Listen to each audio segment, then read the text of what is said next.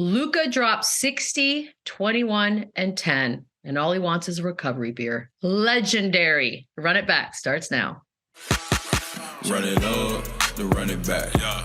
Run it up, then run it back. Run it back. Run it up, run it back. Welcome and happy Wednesday morning. This is Run It Back. I want to immediately introduce my beautiful panel here. It's Shams Charania, Stadium Insider, Chandler P with the boosted Wi-Fi today, and of course Eddie G on the end there. Guys, I mean, we're just going to start with Luka. Luka, 60, 21, and 10. The play to go to overtime, free throw missed, makes it. It's the reaction. It is everything you could possibly want. You almost wish this was a game 7 in the finals.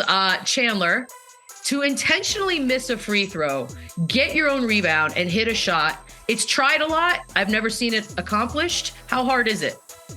It's really hard. And you know what? Most guys get up there and they rush it and they try and just throw it really quickly and catch the guys lined up, off guard. But this was perfectly done. He set up as if it was his normal shot.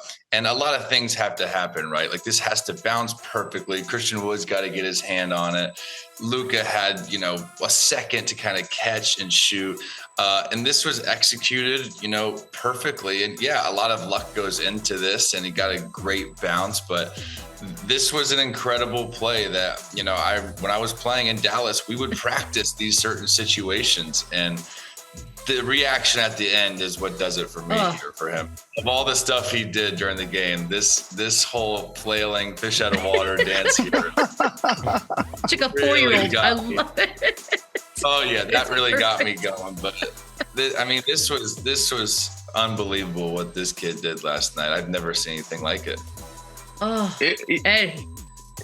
It's insane. I mean, catching your own free throw this happened actually in Dallas earlier this year. When the Nets played them, Kevin missed one, choked like the bum he is, but then they missed one on purpose, and they got it and got like the similar shot on the other basket.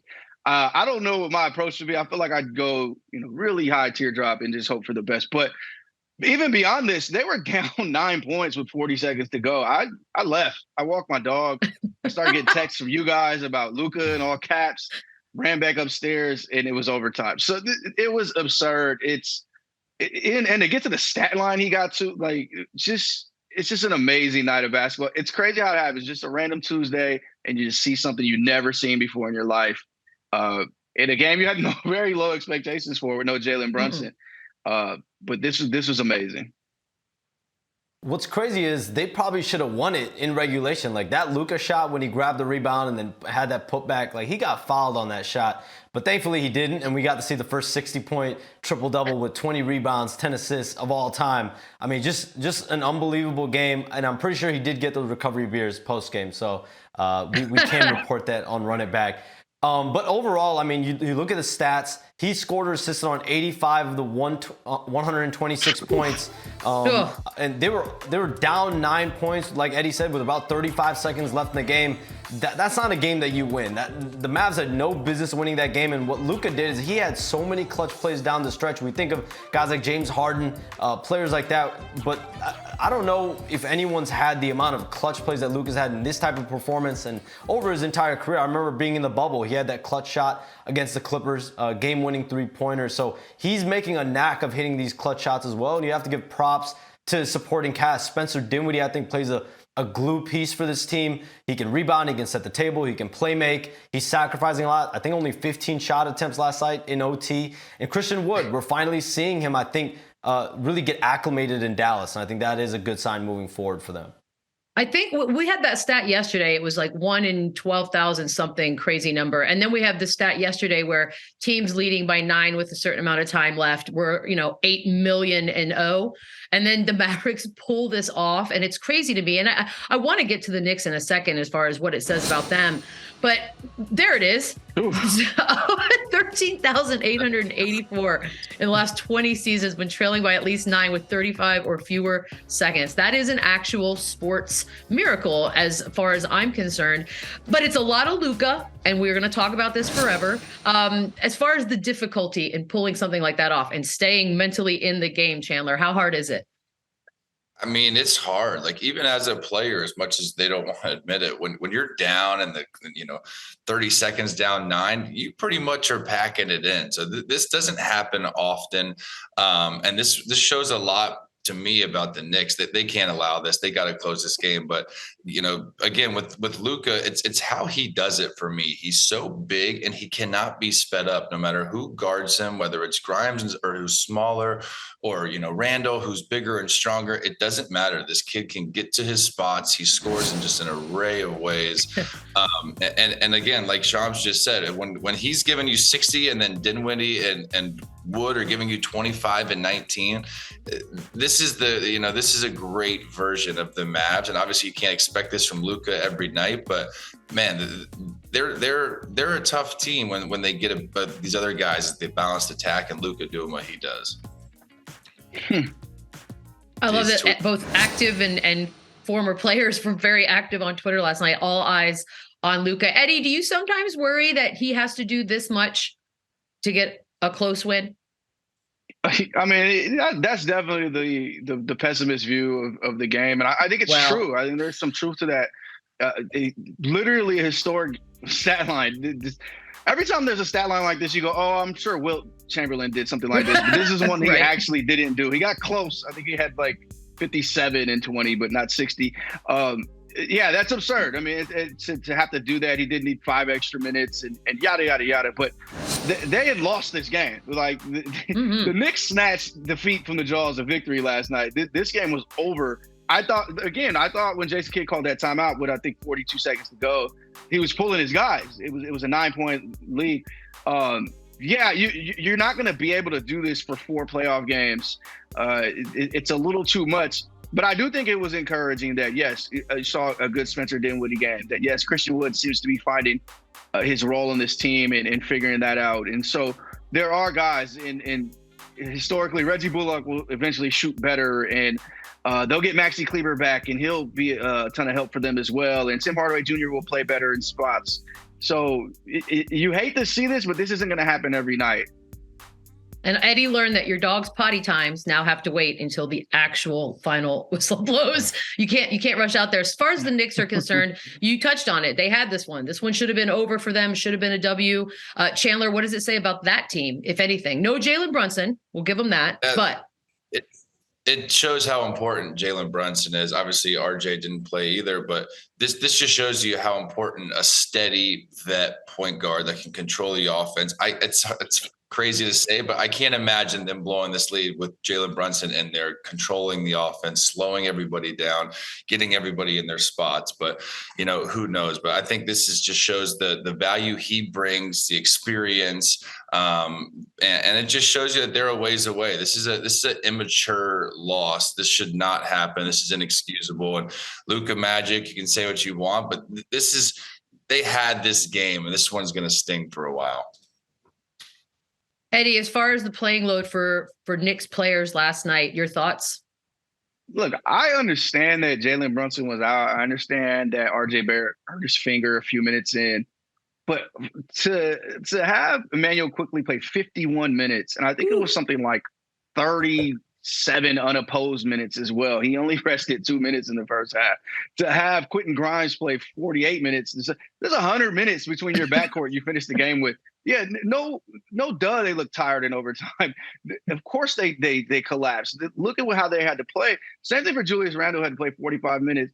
I'm looking at that bench. I literally Googled last night. I had to Google Shams Charania and Evan Fournier to make sure there was no injury I forgot about. Same thing for Cam Reddish. Why are they not playing? I understand he doesn't like these guys. I understand like the off-on numbers for Evan Fournier are awful, and that's cool. But, you literally have 3 guards on your team at this point, and you're going into overtime. You're playing a tough game.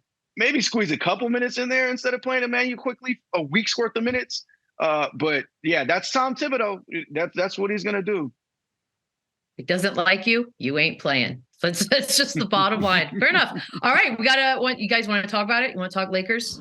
Do you want to talk Lakers? No, nobody does. Okay. LeBron Westbrook. Yes, They ended their 4-game losing streak in Orlando. Look, LeBron, no doubt, still playing at an elite level.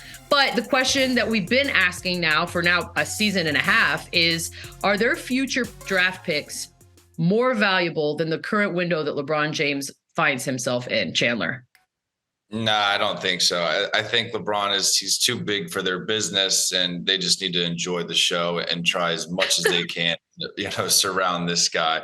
I would look to trade AD. I would look to trade Westbrook. I would look to trade anybody else on this roster, but not LeBron. LeBron is still showing us that he plays at a high level. He's dominating. Like I said, I've never thought I'd feel bad for this guy, but there's certain nights where, man, he is doing all he can, and they still are just not getting it done. But no, you can't trade him. No future pick in my eyes is as important or as big as this franchise.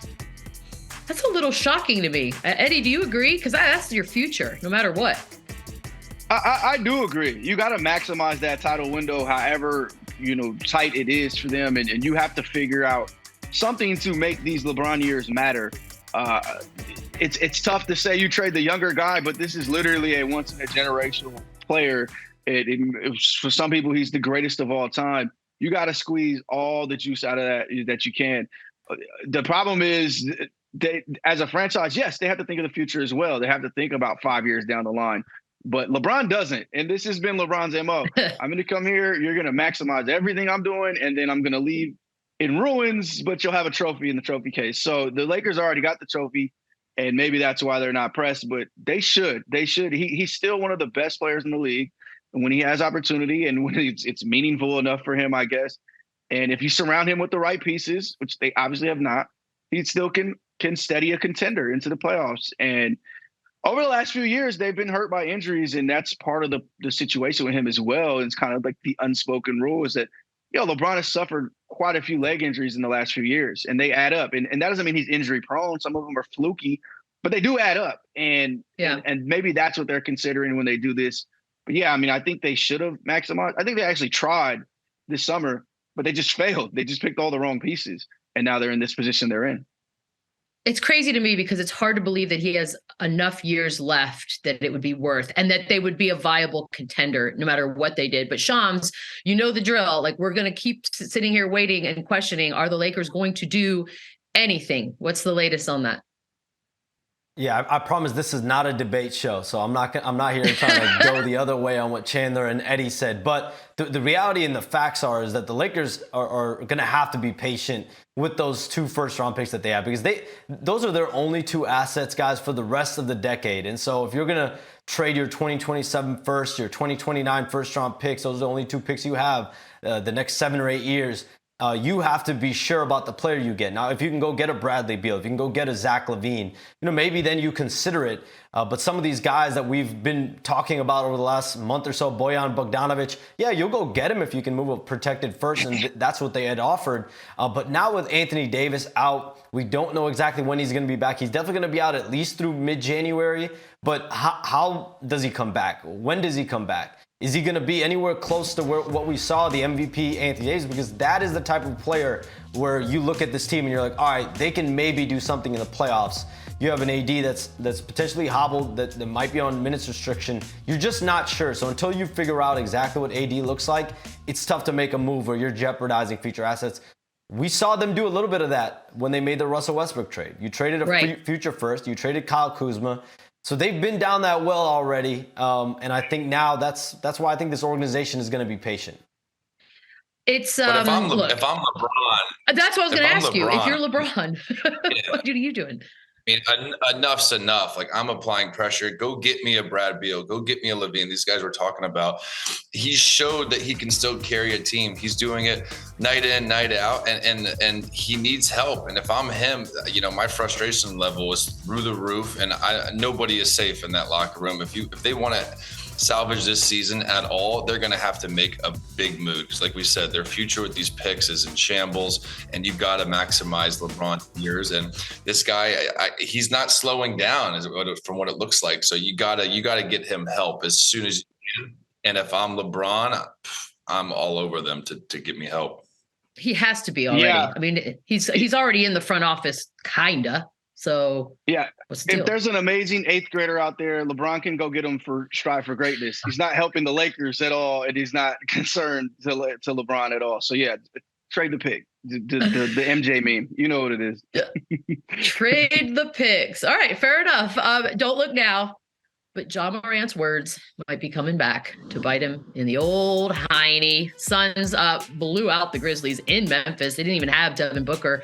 And then, of course, this goes back a few days ago, his interview, where he said there was nobody in the Western Conference that even worried him, which I thought at the time, not a good idea, Chandler.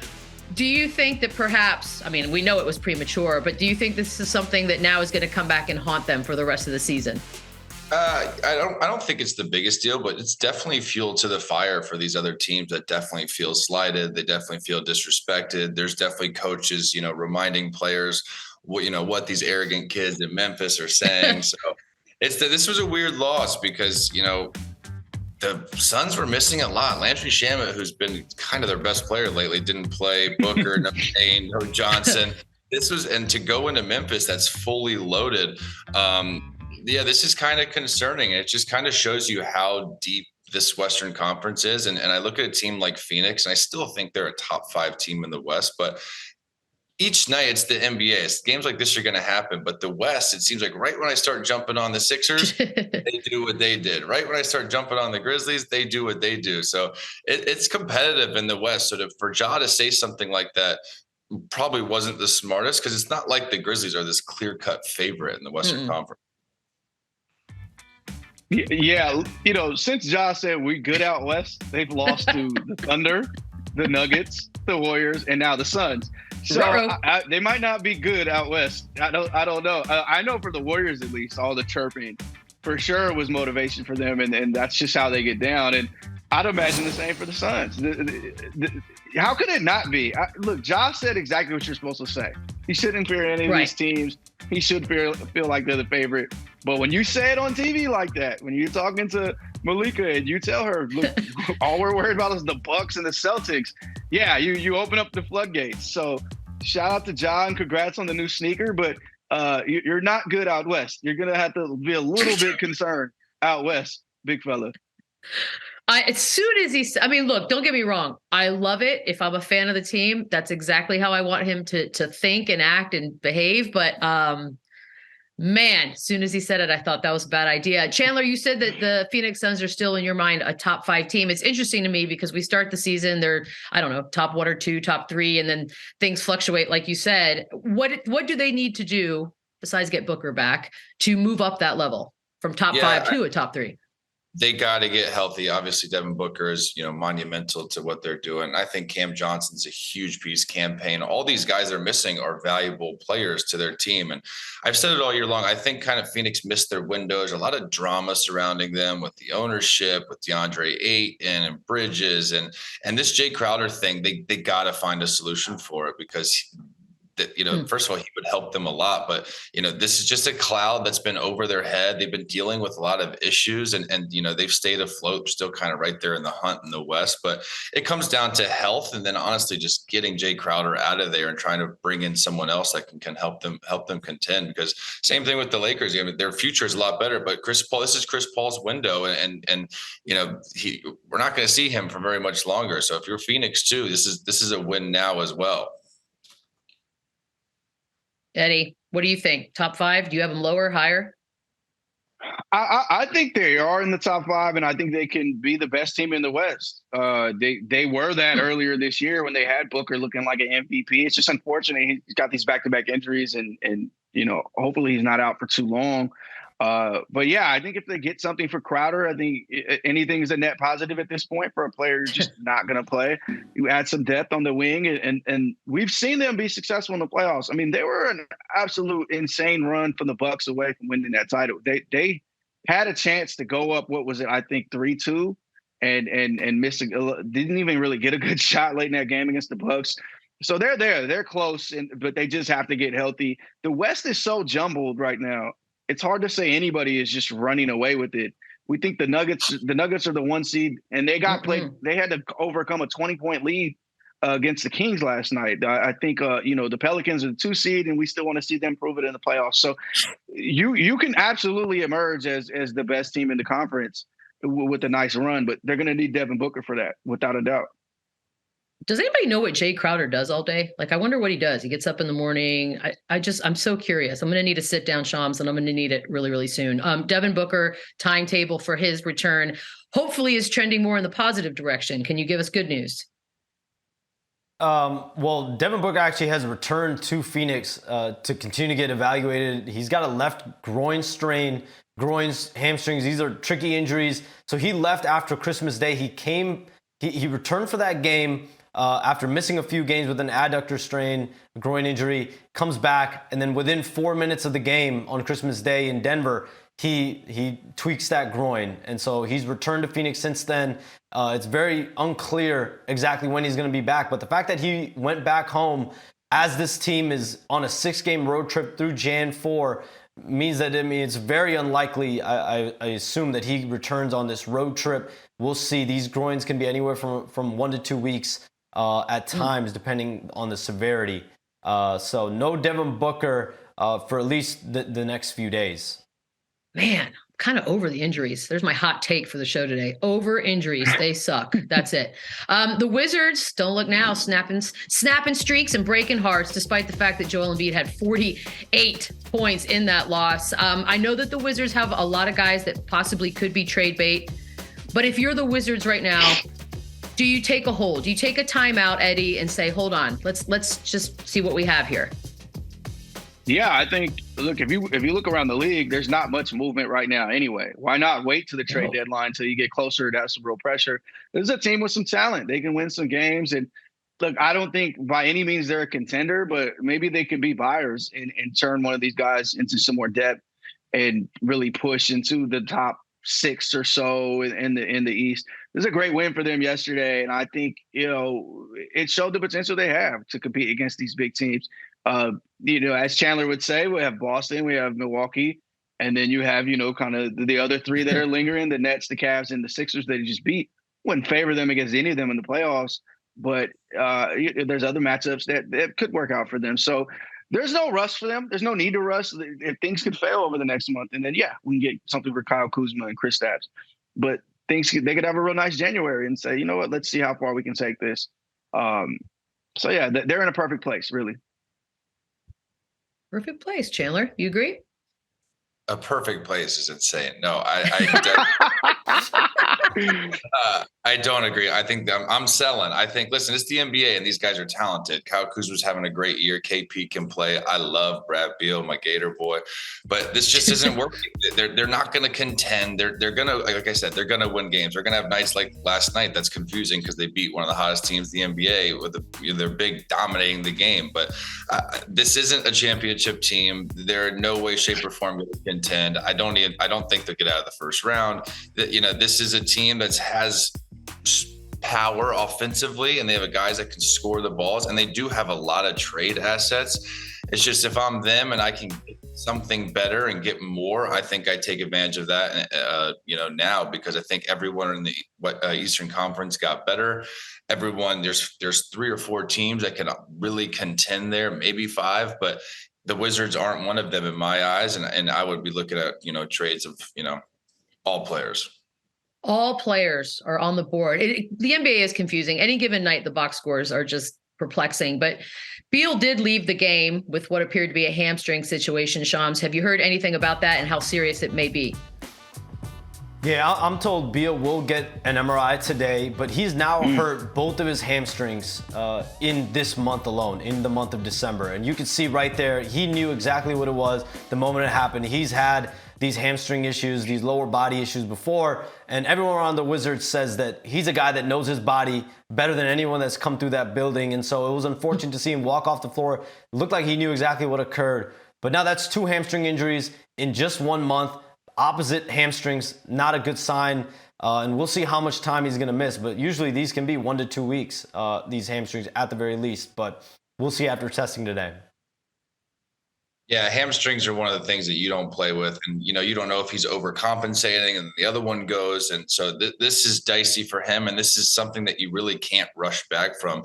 Same with Book, with his groin. These are things that linger. These are things that you can re-aggravate super easily. And I expect him to miss some time, given that it's now the second hamstring and he's leaving games. This isn't good. That pop sound when a hamstring goes is disgusting. Like there's just nothing like it, and you know immediately, and it's gross. As far as the Sixers are concerned, no need to worry, right, Eddie? I mean, they were on a nice little run. You're going to lose a couple.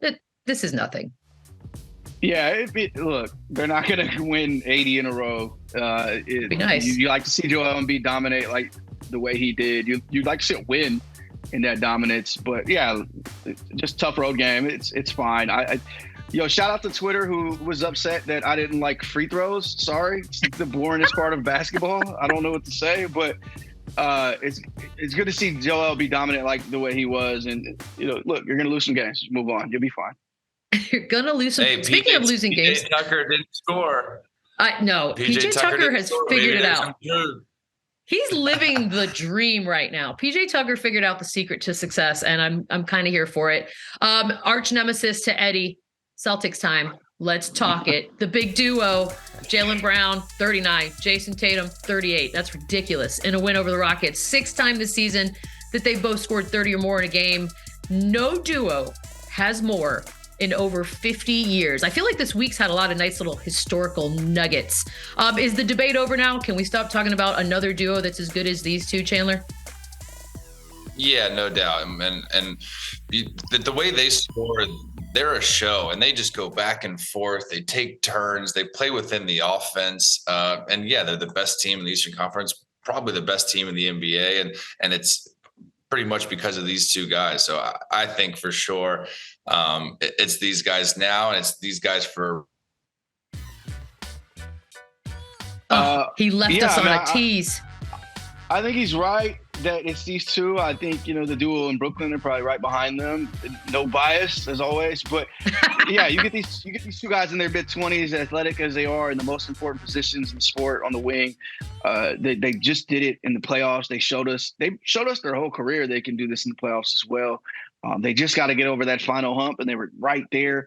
I think, yeah, it's clearly both them. I think they both could start an all-star game, which would be amazing for them because it was just last year. People were having debates. Should we break them up? Are they too similar? Yep. Are they too alike? Are they in each other's way? Shams mentioned it yesterday. They had this little bit of built-in drama and just overcame it and became the best team in the league for the rest of the season. But yeah, it was that recently. And it was Jason Tatum himself who came out and said, look, this is the most important position in basketball on the wing. And why break us up when we have two of the best at that position? What are we talking about? And what he said proved to be true, because look at them now. And yeah, you love to see performance like this, 38 and 39 points. And they have a way of not getting in each other's way. They kind of know when it's the other guy's turn, and it's fun to watch. It's fun to watch these guys do what they do, because they can hit a tough jumper on you. They can dunk on you. They defend on the other end. They're great. I love watching them play. I love Jason Tatum's comments after the game. He said, last year you guys were saying, can we play together? This year you guys are comparing us to Michael Jordan and Scottie Pippen. So We're not as bad as we were last year, but we're also not as great as those two guys this year, is basically what he said. And listen, I don't think the Celtics ever seriously considered breaking this duo up. They did call last year on Ben Simmons when all that, that fiasco was going on in Philadelphia. And they had a level of interest in Ben Simmons. But the moment the Sixers asked for Jaylen Brown, it didn't really go anywhere. They didn't want to move Jaylen Brown. So I don't think it was ever serious, besides this summer when they wanted to get Kevin Durant. But I think overall, the Celtics have always felt like these two guys together can win. Obviously, a player like Durant's at another level as well. But kudos to them. They figured it out. They want to play with each other, and they want to win with each other. And that's the most important part. I like to think Marcus Smart is the mediator of the century for doing what he did, as far as that's all concerned. Taking a quick break right now. When we come back, Sham's going to give us the latest on Sabonis. We need to find out, and all the dunks, ankle breakers, and goodness from the week. Run It Back returns. Run it back, run it up, run it back, run it up. How was that process for you, just being recruited by a star player like Dame and then ending up in Portland? It's always great to know that other great players want to play with you. Obviously, my first year in Detroit, I was extremely excited.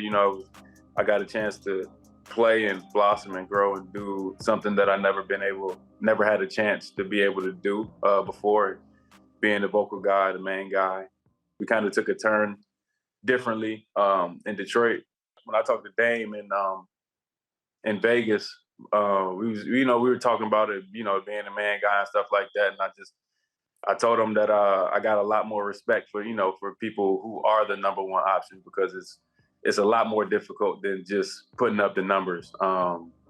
So yeah, that's kind of how we started. So that's awesome to be recruited by Dame. I feel like Shams recruited me here, so I kind of totally get how Jeremy Grant's feeling right now. But do you think that he's going to stay? Do you think that there's enough there, and his relationship with Lillard would keep him in Portland? I mean, time will tell. He's going to be eligible, Michelle, for a 4-year, $113 million contract extension coming up here in the month of January. I don't think he's going to immediately make a decision, but the conversation that he's talking about is when Dame and Jeremy Grant played together on that Team USA a gold medal team in 2021, and that's where they grew the bond. And ever since then, Dame was pushing that Blazers organization to go get Jeremy Grant. They got him, and he's played at an all-star caliber level. He's a guy that clearly is a part of their future moving forward, a guy that they have to keep. There's going to be a strong market. There's a few teams with salary cap space that makes sense for Jeremy Grant. But obviously the fit has been there in Portland. He can basically play that hybrid role that he's played in Detroit, Denver. Now he's kind of that 2 option, 3 option on some nights in Portland. That probably suits him better. And clearly he's going to get a big bag. We'll see if it's in Portland or not. So we talked a little Domantas Sabonis yesterday of the fractured ligament, which we all sort of learned about. And he didn't play last night. And he did say he wants to play through this injury. Could we see him tonight? Yes, Michelle, there is optimism from what I'm told that he will try to play tonight and get on the floor. This is an injury where he feels like he can play through it and bypass surgery. He got up shots yesterday at the Kings facility. And I think the Kings are hopeful that he can play on this immediately. We'll see if he has some kind of brace on that thumb area. He was actually on the bench in a glove last night. So we'll see what protective gear he has for this game, but it's going to be tough to play through this injury. You hear that, Healthy Scratch? Do you hear that, Kawhi? Thank you, Shams, as always. So we'll see. Oh, it's Wednesday, so we won't see you tomorrow. We'll see you on Monday. Enjoy the rest of the week and the weekend. Guys, people have families. These men have families. It's time to talk about it. Jackson Hayes has been someone who, as a Spurs person, I have personally seen do a few of the moments that are embarrassing for the receiving end. Ooh. This could be one. You gotta love the block where you just catch it. It's like rude. Yeah, this is more offensive to block, and honestly, it's smarter when you see guys beat shots like out of bounds. This is much more efficient and a smarter way to block shots. Yeah, I mean, does he mean to do that? Rules, keep it in bounds. Give it to your teammates. Keep it in bounds. Start to break the other way. It looks. There's no way he meant to do that, right? That's no. No, he meant to catch it with 2 hands. Hallie has to go up way tougher than that. Like, I know that's just Jose Alvarado, and you think he's a little guy, but there's 4 other defenders out there, my guy. You got to go up a little stronger than that. Don't you ever say just Jose Alvarado again in my presence. That's an MVP right there, sir. We're going to move on to CJ McCollum with a little ankle breaker on the rook. That's Welcome to the league. Welcome to the league, young fella. Ooh. This is one of the toughest guys in the league to guard like that on an island. Nice little pushes part of it though. CJ is so crafty and so like shaky and just can stop on a dime like that. That's tough to guard. Does his right hand push off a little bit, Eddie? No, a little tap, a little left tap. That's part of it. That's part of offense. Fair. So yeah. I like it. Crafty. It would be a good way to be described. How about a little Aldrin Şengün? Dragic. I just like saying count that because Goran Dragic seems to be insufferable sometimes. So we're gonna count that as a dunk. I like that. It's kind of a half. This kid had a similar body like this earlier, and I like this kid's game a lot. The 2 foot rep. Oh, this is weak though. I didn't see it rattling. Yo, we just took it back. Never mind. Forget everything I said. That's got to go down.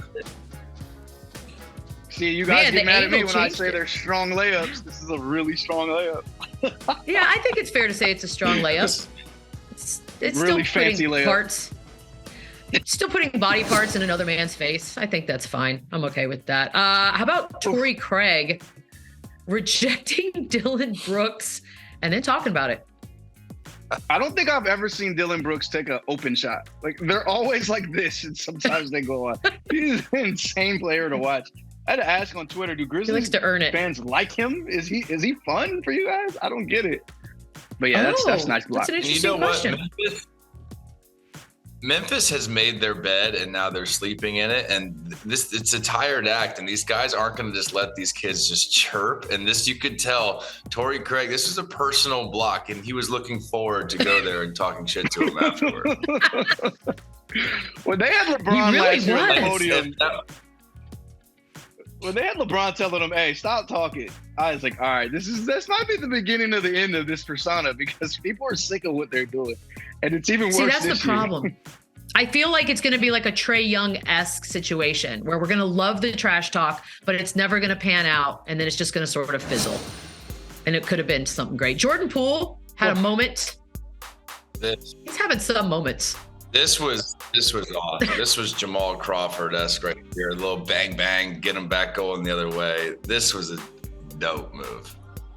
Look, I love Plumlee. Yeah. There's just no chance there. I'm sorry, big fella. There's just it is what it is. JP has one of the nicest bags in the league. His handle, I got to see him up close last week, and first off, he's way smaller than I thought, but he is so quick and explosive with the handle and his footwork. Yeah, my guy Meso, he had no choice. He had no shot out there. That's tough. I mean, I appreciate the effort, I guess. We'll give him a B+ for effort. Look, he tried to grab him. He tried his hardest to get a hold of him, but he couldn't. What are you going to do? You can only do so much with what you have.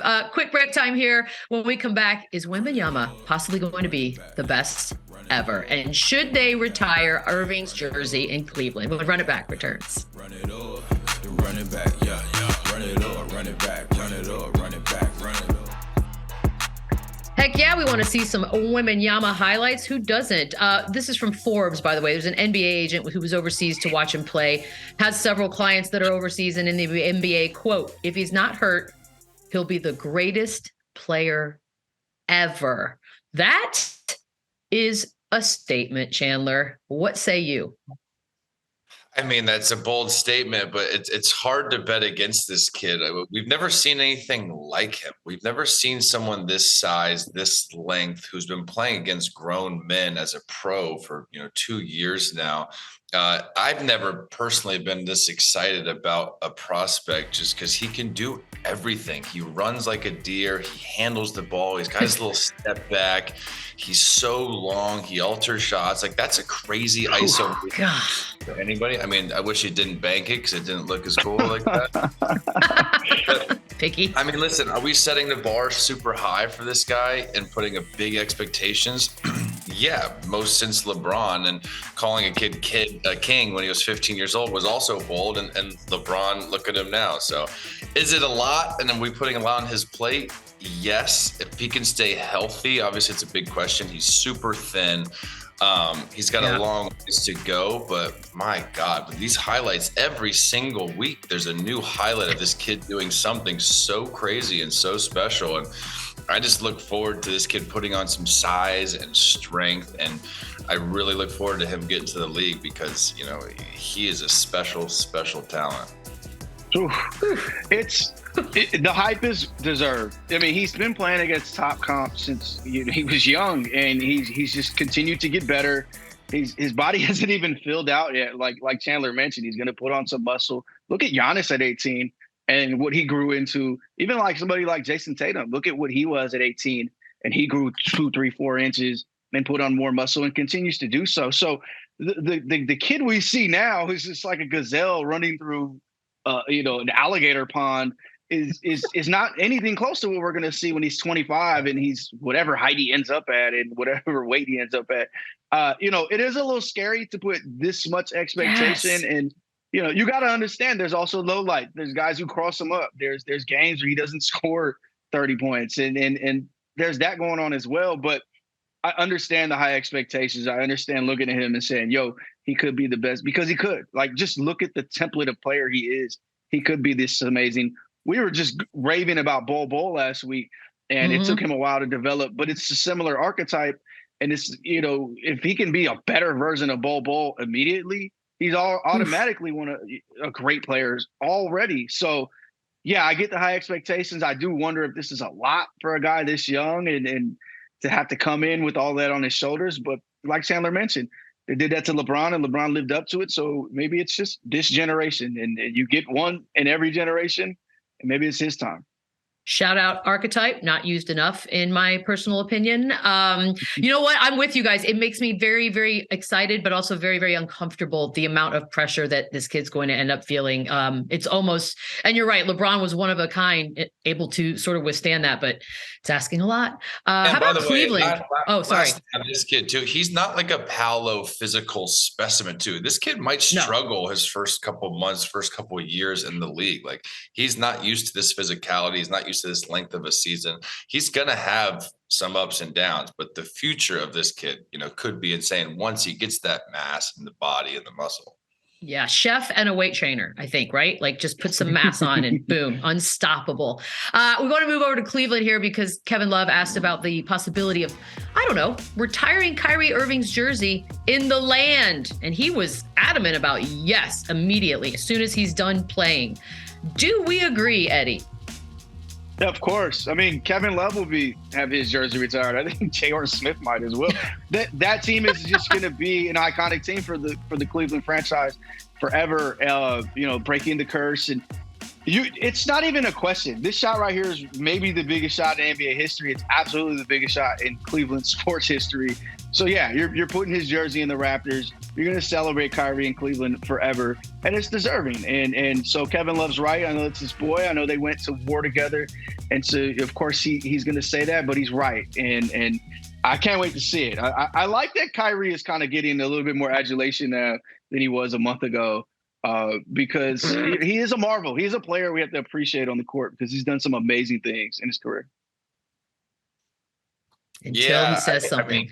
Yeah, basketball-wise, there's not a doubt. It's just the only concern is the off-the-court stuff. And this is a dude that demanded a trade out of Cleveland. He's not very well liked. And Dan Gilbert is Jewish. So I would think the off-the-court personal stuff would affect it. But there's no way they can't retire this guy's jersey. What he did for that organization in those series, in the finals, basketball will retire his jersey 1,000%. I'm with Eddie. Just retire the whole thing. Oh, when LeBron owns the Cavs, he'll retire Kyrie's jersey pretty quick, I guess. Just one side of the arena will have the entire team's jerseys. Why not? It was a great time in history. Break time, but when we come back, does the streak continue? Oh, that's right. We're winners. We're gonna let it ride when Run It Back returns. Run it up, run it back, run it up, run it back.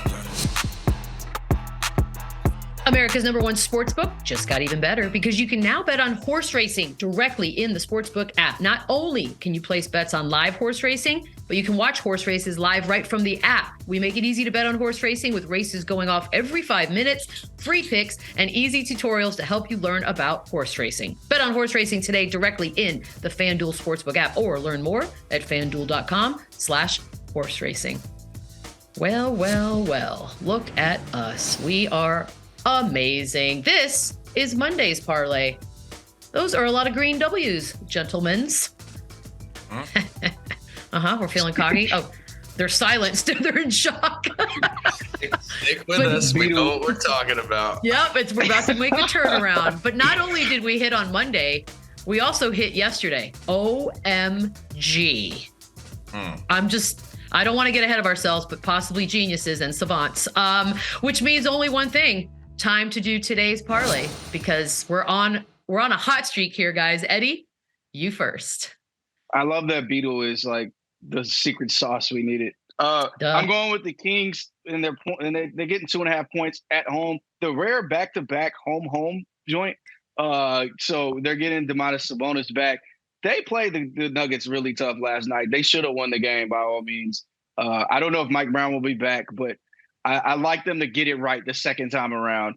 If not, look, I won't see you guys till Monday, so you won't remember. It's I'll text you. Don't even worry about that. By the way, it is a weird glitch in the schedule, like boom, boom, back to back. I don't know. Okay. Chandler. You know what? These are my favorite picks on Wednesdays because once we lose, I don't have to see you guys for 5 days. I like the Wizards. The Wizards, like we talked about, the Wizards had a great win last night. Obviously, Bradley Beal's out, but when that happens, a lot of times these other guys kind of pick up the slack. Phoenix has been up and down. They're struggling. Their best players out. So I like the Wizards plus 2.5. I don't know why. I really like that pick. You know what? That's totally fair enough. Now. And I want you to wager $100 instead of $20 because we are hot and going for 3 in a row. Now you're just out of. First of all, Chandler, you're the weakest of the 3, so you need to settle down. That's not true. I want to run the tapes back. Percentages, yeah, percentages. I'm pretty sure of that. I have the Warriors versus the Jazz. I just feel pretty good about this one as well. I really don't have another reason other than I feel it, and I think we've established that my feelings are valid. So. Beadle has not missed your yet. Your feelings are better than ours, for sure. My feelings feel like something good's about to happen. There you go, $20, win some cash. I know Christmas is come and gone. You probably got bills to pay because you went overboard on the presents. Why would you do that to yourself? Here's the deal. Oh, I want to talk a little bit. Wait, are we doing a You Buying That right now? We're doing a You Buying That. This is a bonus, you guys. I didn't even realize it. All right. So the Nets with the best record, I know, Eddie, in the NBA since Jacques Vaughn took over. So I ask you, could Steve Nash have done this? No, that's just an awkward question, isn't it? It's a really awkward question. And we also have the proof that he could not have done this because he had his team and he got fired 10 games into the season.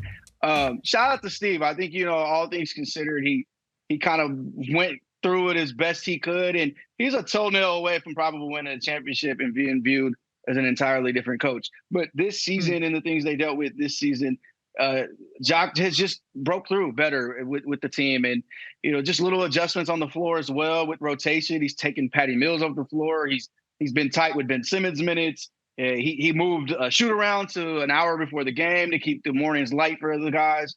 Little stuff like that. And it's made all the world of difference. So I think the proof is in their records this year, and it's kind of indisputable. I like shoot around right before it's game. hard to say. It's hard to say Nash would have been successful because he clearly wasn't, and KD wanted him out of there, and I will say he got dealt kind of a gnarly hand with all the distractions and everything going around. But Jacques Vaughn has done a great job, and for whatever reason that is, holding guys accountable. Minutes, substitutions, whatever he's doing differently now, they've obviously had a breakthrough and guys are playing better. Guys are playing harder. They seem to be enjoying themselves, playing more free. I think he's done a great job, but also I think Nash kind of got a bad hand there. Yeah, I think that's fair to say. I think most people actually like Steve Nash too, so that makes it a little bit harder. How about Tyrese Halliburton right now, leading the league in assists, a little over 10 a game? Chandler, should he be an all-star starter?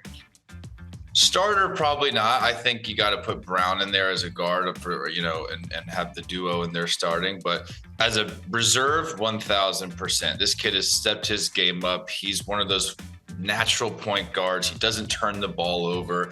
He gets everyone involved. And this is a team that all of us pretty much thought was going to tank, and they're right there in the mix. So starter, probably not, but 1,000% an all-star. Yeah, in a word, no. The longer version is you're going to put Jaylen Brown over him. You're going to put Donovan Mitchell over him. You're going to put Kyrie Irving over him if you're taking my vote. But he'll make the team, and that's going to be fun. And he'll shoot some really weird long three-pointers, and that's cool. And then he'll let the real stars finish the game. So congrats to Wally Tyrese. Wally Zerbiak will go on a long vacation after he. Yeah, that aged real weird. That was a weird moment. Crazy hate. That's going to do it for us. We will see you in the new year. Happy New Year to everybody. Be safe, be awesome, and enjoy it.